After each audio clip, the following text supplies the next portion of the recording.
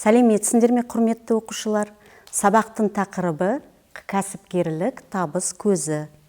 Оқу мақсаты оқу кәсіби, қоғамдық, саяси, әлеуметтік, мәдени тақырыптар аясында қолданылған сөздер мен термин сөздердің мағынасын түсіну.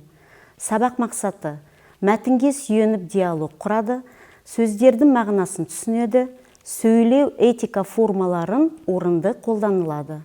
Енді сабағымызды мақал мәтелдерді оқып, бір мақал мәтелдің мағынасын түсіндіріңдер. Ол үшін оқулықтарында ашамыз. Бірінші тапсырма 11-ші бет. Кәсіп түбі нәсіп. Қолы қимылдағанның аузы қимылдайды. Еңбек етсен ерінбей, тояды қарнын тіленбей. Осы үш мақалдың ішінен бір мақалды таңдап мағынасын түсіндіріңдер. Мысалы, кәсіп түбі нәсіп. Менің ойымша, кәсіпті жақсы меңгеріп, еңбектенсен, сонда ғана табыс нәсіп болады. Әрқайсыларыңыз дәптерлеріңізге жазып алыңыз. Немесе басқа мақал мәтелді таңдасаңыз, сол мақалға мағынасын жазыңыздар.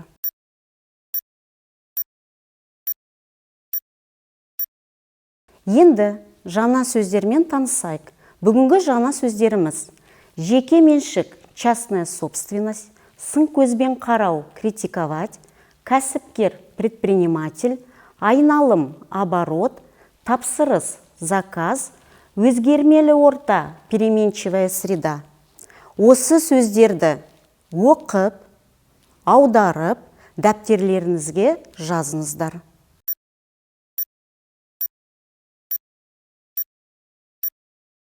Енді, балалар, жаңа сөздермен жұмыс жасаймыз.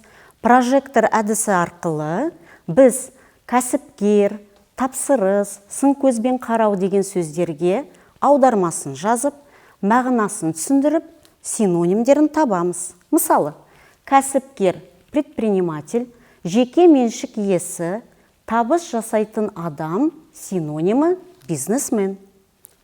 Тапсырыс, заказ, сатып алушы сатушымен белгілі шарттарға сәйкес көздейтін іс, синонимі тапсырма. Сын көзбен қарау, критиковать, өз пікірін айту, синонимі сынау. Енді, құрметті оқушылар, дәптерлерін ашып, бір мысалды жазып алыңыздар.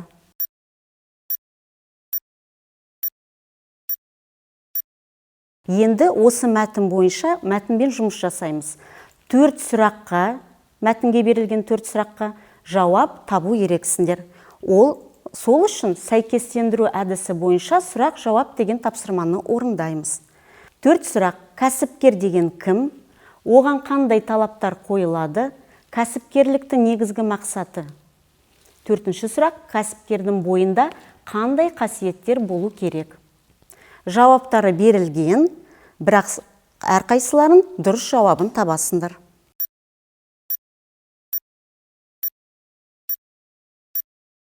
Енді біз тапсырмамызды тексерейік. Кәсіпкер деген кім? Кәсіпкер деген жеке меншік иесі ретінде жаңа тәсілді қолданылатын субъект. Ол бірінші сұраққа жауап. Дұрыс. Екінші сұрақ: оған қандай талаптар қойылады? Оған нәтижелі жұмыс, сын көзбен қарау, өндіріс тиімділігіне ықпал ету.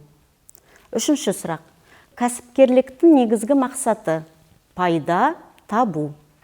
Төртінші сұрақ: кәсіпкердің бойында қандай қасиеттер болу керек? Дұрыс жауап: танымдық, белсенділік, ізденімпаздық, рухы күшті болу керек.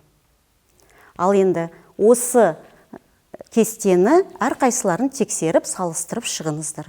Келесі тапсырма: мен қазір сіздерге шағын мәтінді оқып шығамын, ал сендер осы сұраққа жауап беру керексіңдер. Кәсіпкердің қасиеттері қайсысы өз бойында бар? Мұқият тыңдаңдар, мен мәтінді оқимын, сендер оқушылар осы сұраққа жауап беру керексіңдер. Дүниежүзілік статистикаға жүгінсек, шағын фирмалардың инновациялық кәсіпкерлік рухы өте жоғары болады. Оған заманауи салаларда электроника, гендік инженерия, компьютерлер, шағын бизнестің басым болуы дәлел. Кәсіпкер болудың жолдары: бірінші, тәуелсіз жұмыс істеу, іс әрекетін, еркіндігін қалау. Екінші, икемді әрі тез шешім қабылдау. Үшінші, өзгермелі жағдайда бейім болу. Төртінші, табыс көзін тез таба білу. Бесінші, ұзақ мерзімді пайданы жоспарлай білу. Алтыншы, рухы күшті болу. Жетінші сөйлем: бірнеше мамандықты қатар алып жүру. Құрметті оқушылар, осы сұраққа жауап беру керексіңдер. Кәсіпкердің қасиеттері қайсысы өз бойында бар? Іске сәт, уақыт сіздерге беріледі.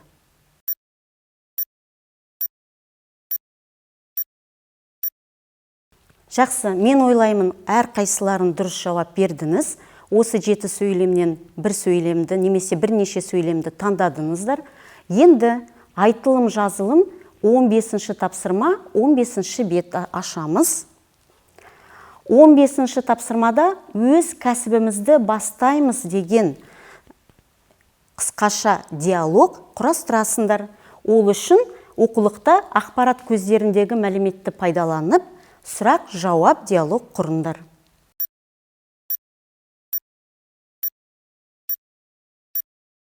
Енді слайдқа назар аударамыз, диалогты тексереміз. Бірінші сұрақ: ең алдымен кәсіпкер нені жоспарлайды? Ең алдымен кәсіпкер бизнес-план жоспарлайды. Екінші сұрақ: өз кәсіп орындарының тауарларына нені ұсынады? Өз кәсіп орындарының тауарларына жарнаманы ұсынады. Үшінші сұрақ: ол үшін не істейді? Ол үшін өздері өндіретін тауар не қызмет түрлерінің сурет салуы тиіс. Кәсіпкер газет шығарса не ұсынады? Кәсіпкер газет шығарумен айналысса, газеттің макетін ұсынады. Ал енді, құрметті оқушылар, өз диалогтарын осы диалогпен салыстырып тексеріп шығыңыз.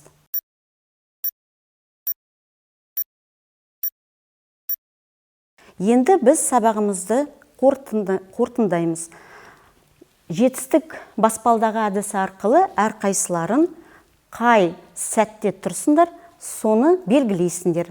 Тапсырманы орындай алмадым деген оқушылар болса, немесе аздап қиналдым, немесе тапсырманы орындай алдым. Енді, балалар, бүгін не үйрендіңдер? Сабақ бойынша қандай сұрақтар бар? Кәсіпкер болғың келе ме? Неге деген сұрақтарға әрқайсыларын дәптерге немесе ауызша жауап жазыңыздар.